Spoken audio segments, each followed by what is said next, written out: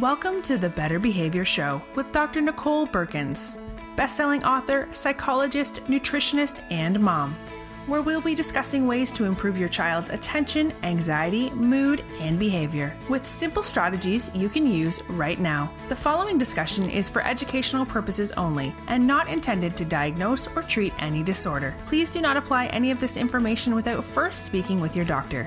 Now, let's head to the show. Hi, everyone. Welcome to the show. I'm Dr. Nicole, and on today's episode, I'm answering a question from a listener. I get so many questions from all of you each week, and this is a great way to provide answers that many of you might find helpful. If you have a question you'd like me to consider answering on a future episode, email it to support@drbeurkens.com, and you just might hear it on an upcoming show. Now, on to today's question, which is from Rebecca. She writes, "Hi, Dr. Nicole. I love your show and listen to every episode. I'd be so appreciative if you could answer this question about my 9-year-old daughter. She's always been what I would describe as a worried or more anxious child, but in the past year with COVID, it's really ramped up. She's developed fears around doing things that didn't used to be a problem for her, including going to school. She's more clingy to me and concerned when I leave the house, and bedtime has become more frustrating because she doesn't want to sleep alone. I raised these concerns with her pediatrician, who said she has an anxiety disorder and gave me a referral to a local counselor who works with kids. He also told me that she probably needs medication and offered a prescription, which I was not interested in at the time. Now the counselor has met with her a few times and tells me that my daughter doesn't really open up in sessions and has severe anxiety that will require a medication to treat.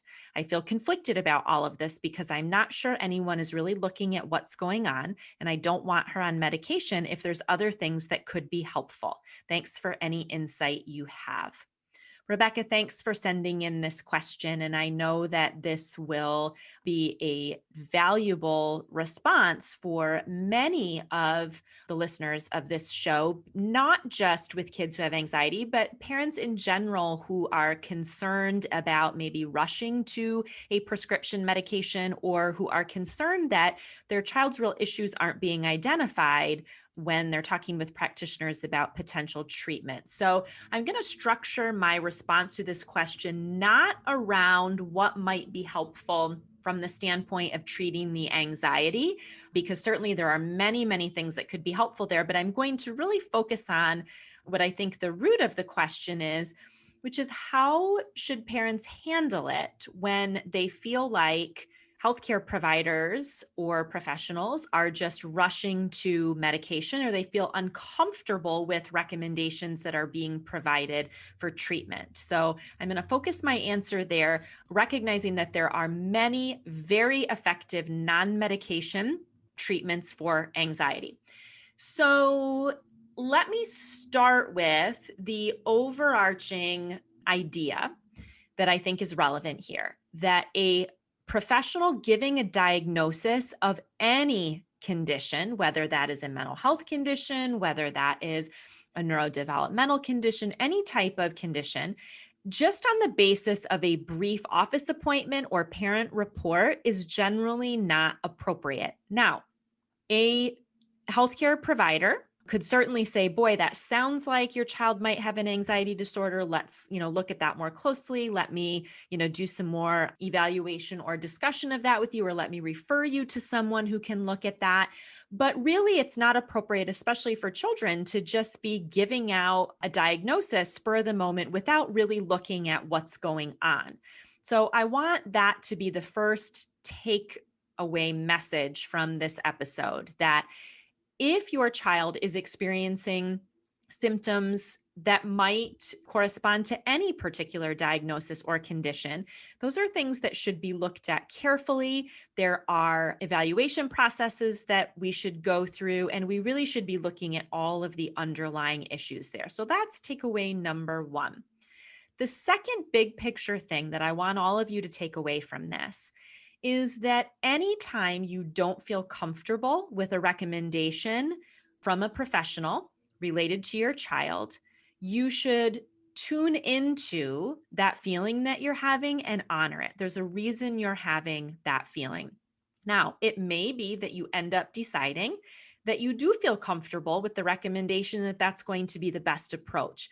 But I find that parents have a good intuition or a good, gut sense of what resonates and what's appropriate for their child in the situation. So if something doesn't align for you, if somebody is giving you a recommendation or telling you that you or your child needs to do something and it's not setting right with you, you're like, that something about that just doesn't feel right. I want you to honor that. And it's easy to not do that as a parent because you think, well, who am I to have an opinion on this? These are professionals, they know. But anytime you feel like something isn't quite right, anytime you feel like a recommendation isn't appropriate or you have more questions, I want you to ask questions. I want you to seek out multiple opinions. It's important to remember with these kinds of things for kids, whether we're talking about anything in the realm of mental health symptoms, developmental symptoms, those kinds of things, that these are subjective diagnoses that we're talking about. There is no objective test, blood test, pencil and paper test, questionnaire, nothing objective that says this is definitively what's going on with the child. And there also is nothing objective about this is the treatment that's required. These are all subjective things, meaning there is quite a bit of opinion and perspective on the part of the practitioner in terms of how they're viewing the symptoms, how they conceptualize of diagnoses, what they have been trained in, or what they believe are, the important treatment options. So just remember that there are lots of different opinions on these things. And if somebody is giving you a perspective or a recommendation that doesn't align with your thoughts or beliefs or what you feel is most appropriate, seek out other opinions. Also important to remember when we're talking about anxiety, whether it's anxiety in children, anxiety in adults, it can stem from many things. So a child exhibiting anxiety symptoms, first of all, that is normal up into a certain point. All kids, all people experience anxiety sometimes, but certainly when it's getting to the point where it is impacting the child's ability to function in normal life activities, which is what Rebecca alluded to in her question, that there's some functional challenges now with anxiety. That's something that we want to look at. And we want to say, boy, what's going on here? What could be causing this significant increase in the frequency and the intensity of these symptoms? And there can be lots of underlying issues. In this case, it seems pretty connected to the start of the pandemic, which, boy, does that seem pretty normal in terms of what we're seeing from so many kids. Not unusual at all in a circumstance where there is a lot of sudden change, especially, lots of information and new things around, a virus and all of these kinds of things that are being talked about, and life has been turned upside down for kids. Very, very normal that we would see an increase in anxiety. And we're seeing that across the board with such a big increase right now in the number of kids, teens, adults who are experiencing this. So it may be that Rebecca's daughter is experiencing a significant increase in anxiety due to situational factors. Situational factors are situational events, which are things that we can pinpoint and say, this child's living through a major pandemic. Her life has been turned upside down. That's increasing anxiety. Other examples of situational things could be, the birth of a new baby in the family, or a death in the family, or a divorce, or a change in school, or, being bullied. Anything situational going on in the child's life that can increase that. So it may be that is the big trigger that has increased Rebecca's daughter's anxiety. But we also want to look at other kinds of factors when a child is experiencing a significant increase in anxiety. As I've talked about on various episodes previously, we want to rule out that there are infectious issues going on, illnesses, viruses, bacterial infections, fungal infections, things on a physiological level that can be increasing anxiety. We also want to look at, are there traumas? Is there something maybe that parents are aware or unaware of that has happened that has been traumatizing for the child? Are there situational events, as I mentioned? Are there just relational challenges, more stress in, the child's environment or the child's life? Have there been changes in nutrition status? Are there changes in Sleep, either quality or quantity of sleep. Is the child having issues with the amount of screen time, maybe not getting outside or getting enough physical activity?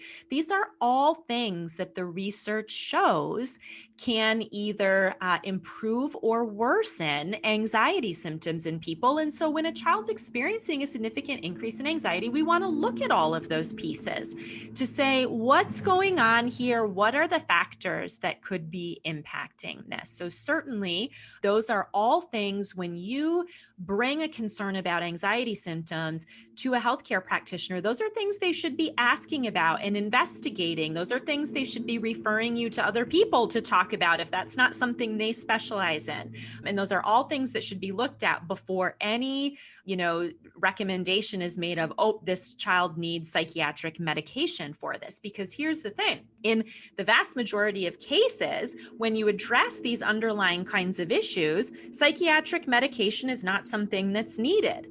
And on the flip side, if a child has an underlying, physiological health issue, an infectious issue, something like that going on that is really causing the anxiety symptoms, you can give them all the psychiatric medication in the world and it's not going to solve the issue. So it's really important that we're getting to the root of what's happening here. Okay, the next thing I want to touch on here is that medication should not be a first-line recommendation for child anxiety or for any other child mental health symptom the vast majority of the time. In fact, there are almost no exceptions I can think of to this rule. The only exceptions would be something very extreme and life-threatening that may be going on, but medication should not be a first-line recommendation for child anxiety. The research is clear about that. We know that.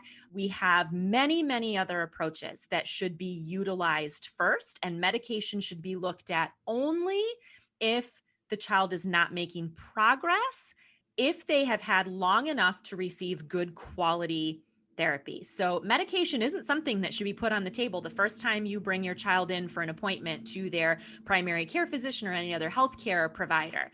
And it also shouldn't be something that a counselor or therapist is recommending after just a couple of sessions. So what are the first line approaches that we should be recommending for child anxiety? Well, things like counseling or psychotherapy, specifically with professionals who are licensed and have specialized training in working with children. So too many times I'm seeing kids referred to practitioners who either don't really specialize in kids or don't specialize in the issues that the child's dealing with. So that's important that they are receiving not only the right types of approaches, but that they are receiving it from a professional who is skilled in providing those approaches to children, to parents, and to families. Also, parent education and parent training should be a first-line recommendation. Now, that does not mean at all that parents cause anxiety symptoms or any other symptoms in their kids, but parents do play a very key role in helping to address symptoms that are going on in kids and in supporting children with these symptoms and challenges. So we need to be referring parents to either group programs or individual therapists or professionals who specialize in providing parents with education, information, strategies, and support around these issues. In this case, it would be anxiety. Something like the SPACE approach to childhood anxiety is a great example of a parent-focused intervention that has very, very good research evidence for improving anxiety symptoms in children. We've done 2 previous episodes of the podcast on SPACE, SPACE. That would be a great example of something, that I would recommend to Rebecca and any of the rest of you who have a child who's experiencing anxiety. And I should say, going back to when I mentioned counseling or psychotherapy as a first-line intervention, again, we want to be looking at things like cognitive behavior therapy and those types of approaches that have very good research basis for supporting anxiety reduction in kids. We want to look at mindfulness based therapies that also have very good research support. We want to be looking at the developmentally focused play therapies, trauma-informed therapies. Again, depending on what the issues are, there are many effective research-based interventions that counselors and therapists can be trained in to really help them address this in kids. So counseling and parent education and training should really be the first line interventions, along with looking at the root causes of why is it that this has suddenly become more of a problem, and are there, specific things there, again, in the realm of physiological health issues, nutrition, sleep, stressors, those kinds of things. Okay. So when we're thinking about counseling then, because Rebecca's mentioned that she brought her daughter for a few counseling sessions, let's look at what should be happening in those sessions, because it is certainly my opinion, as somebody who provides psychotherapy to children and works with parents and families, that it would be very rare, if ever, that I would find it appropriate for a counselor or a therapist to say to a parent after a few sessions, oh, your child's going to need medication. They have a very severe problem. First of all, it's not the counselor's place to say the child needs medication. If they really do think that that may be an important part of the treatment plan, they should be talking about referring the parent to somebody who specializes in medication treatment, which would be a licensed prescriber, somebody like a physician or a physician assistant or something like that, who specializes in using these medications for children. But again, that shouldn't even be on the radar initially, because what should be happening initially in counseling therapy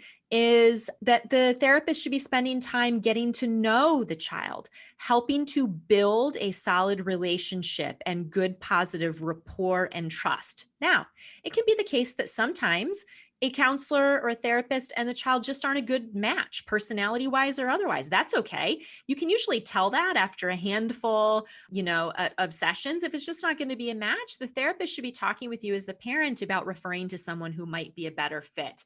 As I say to any patient or parent that I meet with to talk about potentially starting treatment, I am not everyone's cup of tea, and neither is any other therapist. And we don't take that personally. And parents should know that you should continue to seek out somebody who is going to be a good fit for you and your child. So sometimes it can just be a relational issue. Rapport just isn't going to happen between that professional and your child.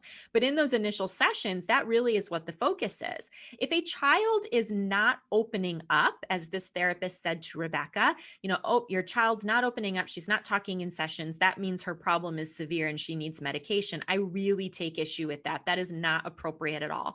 First of all, it is the therapist's job to figure out how to help the child open up. I know very few children who show up to the first handful of therapy sessions ready to engage and interact and open up and talk about all their, deepest fears and concerns, especially kids with anxiety. So that's not atypical at all. And that would say to me that the professional maybe isn't skilled or doesn't have the techniques or, the knowledge to work with a child at that age who's struggling with those issues. To me, that says more about the therapist or the professional than it does about the child. So I think that's important to know.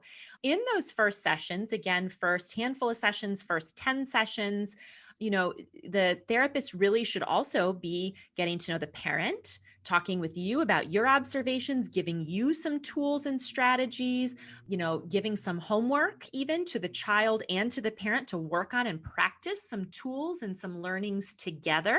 So that's another important component that should be happening. So all of these things that should be looked at and should be occurring in therapy before a recommendation or a pronouncement is made that, well, your child's problem is very severe and they need medication. I just really take issue with that. I think this is a case where Rebecca and any of the rest of you in this situation need to find a new therapist to work with. So I guess the other thing that I want to touch on here is this idea that medications are a necessary or appropriate part of treatment for most kids, in this case, kids with anxiety. I've done several episodes on medications for children and what the research says about that. But I'll just, summarize here to say that it's really important for parents to understand that psychiatric medications are ineffective at best for most kids with anxiety or mood issues or behavioral challenges, any of those types of things. At best, they're ineffective, and at worst, they can cause a lot of additional problems. Psychiatric medications are not well tested in children. They're not well researched. The research that has been done typically has been done for a very short period of time. We do not have good long-term research on the use of these kinds of drugs for children. The exception would be stimulant medications like Ritalin or Adderall that are used more for ADHD and those types of issues. Although even then, there is mixed evidence in the research literature, and certainly there's no one size fits all about those medications benefiting kids either. But in this case, we're talking about anti-anxiety medications, typically called antidepressant medications, SSRI medications, things like Prozac, Paxil, Zoloft, Lexapro, these kinds of medications. Sometimes for acute anxiety or panic, things like benzodiazepine medications, which are anti-anxiety medications like Ativan or Xanax or Valium are used. Those are definitely not something that we want to be jumping to for children, except in a very acute or short-term type of situation. But typically, and Rebecca didn't mention it in her question, but typically what's being recommended when a healthcare practitioner says, oh, your child has anxiety, let's try a prescription, we're talking about the SSRI medications like Prozac, Paxil, Zoloft, those types of things. And what you need to know about that is that the research evidence is very, very mixed. In fact, a lot of the research that's been done has shown minimal to no beneficial effect from these medications. But the research is clear that there is a tendency to a lot of side effects, anywhere from mild to very, very serious side effects from these drugs. And that's not something that gets advertised a lot.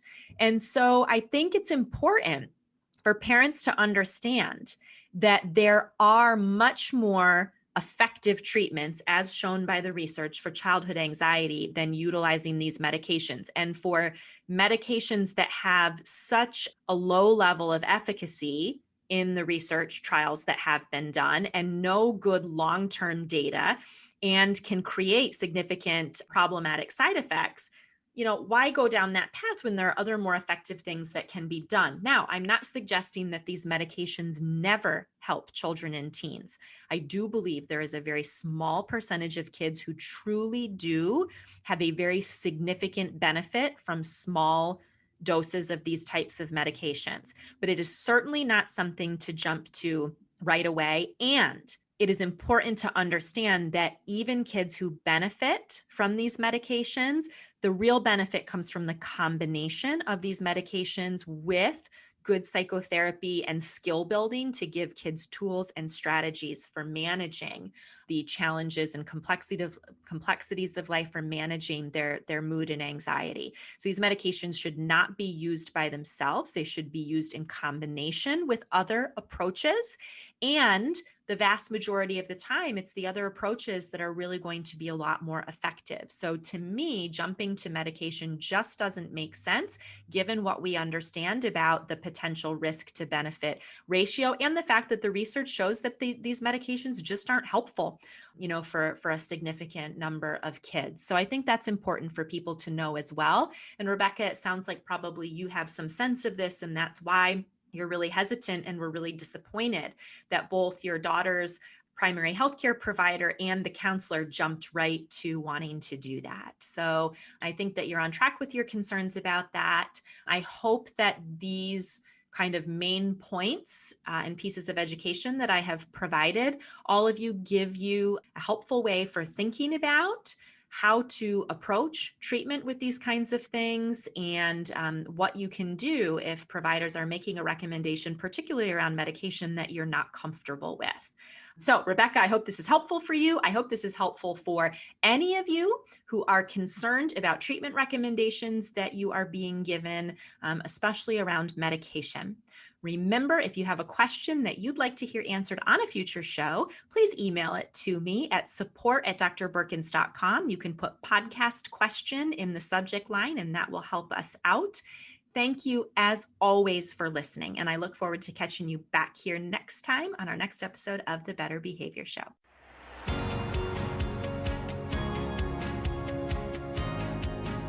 I'd like to take a moment to say thank you for listening to this podcast. Creating these episodes has become one of my favorite things to do each week, and I love getting the positive feedback from so many of you about how much you benefit from the information. If you enjoy the show, I'd like to ask for your support. please take a few seconds to scroll down to the ratings and reviews section of the show page on Apple Podcasts. You can leave 5 stars and a few words about why you enjoy the show. This will help other parents, caregivers, and professionals find the show more easily. And feel free to share episodes with friends, family members, and others who can benefit. If you haven't already, hit subscribe so you never miss an episode. Thank you so much for being a valued listener and for your ongoing support of the Better Behavior Show. Thank you for listening to the Better Behavior Show with Dr. Nicole Beurkens. Leave a review on iTunes and share this episode with your friends. Visit drbeurkens.com to ask any questions for an upcoming episode, post comments for today's show, and sign up to receive weekly updates. That's drbeurkens.com.